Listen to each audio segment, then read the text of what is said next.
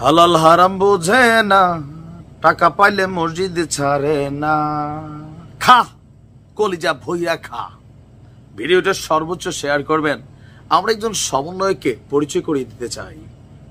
দেখেন, July August অভ্যুত্থানের পর কিছু মানুষ যারা প্রকৃত এই জুলাই অভ্যুত্থানে মানে ডেডিকেট করছিল নিজেদের জীবন, দেহ, অঙ্গ, এদের মধ্যে অনেকেই কবরে আছে, অনেকে হাসপাতালে কাতরাচ্ছে, চিৎকার করছে। আবার বাকি যারা আছেন এই সমন্বয়ক নাম দিয়া লুটপাট ধান্দা, খোদ ছাত্র উপদেষ্টাদের বিরুদ্ধেও যখন এই অভিযোগ দেখছি, তো মিনি যারা আছে বিচি সমন্বয়ক, এদের আর দোষ কি? এরা ভাবতেছে খাইতে তো হবে ভাই, সবাই কোটি কোটি কামাচ্ছে, এই সিস্টেম তো আর সারা জীবন থাকবে না, যা কামানোর কামাইলাম।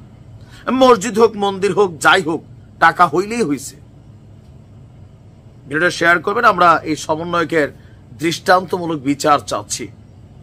আজকে দৈনিক ইত্তেফাকের একটা প্রতিবেদন আমরা দেখলাম, নির্মাণাধীন মডেল মসজিদের ক্যাম্পাসে হামলা, ভাঙচুর, মারধর এবং সেখান থেকে 5 লক্ষ টাকা লুটের ঘটনা ঘটেছে পিরোজপুর সদরে।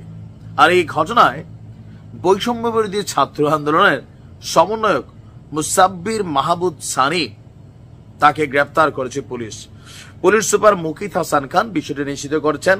আর সানি নিজেকে বৈষম্য বিরোধী ছাত্র আন্দোলনের পিরোজপুরের জেলার সমন্বয়ক এবং জাতীয় নাগরিক কমিটির প্রতিনিধি হিসাবেই পরিচয় দেন। পুলিশের বক্তব্য, প্রত্যক্ষদর্শীদের বক্তব্য, পৌরসভার কাছে একটি মডেল মসজিদের নির্মাণ কাজ চলছিল। তো শুক্রবার দুপুরের দিকে সানির নেতৃত্বে 20 থেকে 25 জনের একটি দল সেখানে গিয়ে স্টাফ এবং কর্মচারীদের থাকার ঘরে ভাঙচুর চালায়।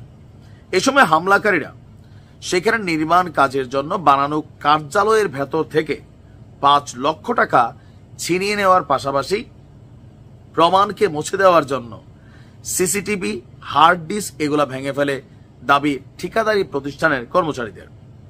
ঘটনার দিন হামলাকারীরা মডেল মসজিদের সাইটে এই ঘটনা ঘটানোর পরপরই শহরের বলেশ্বর সেতুর টোল সংগ্রহের ঘরেও আগুন লাগিয়ে দিয়েছে জানিয়েছে পুলিশ। বুঝতে পারছেন, এরা মোটামুটি এই কারণে বাংলাদেশে মনে এখন আমরা দেখছি যে অবস্থা।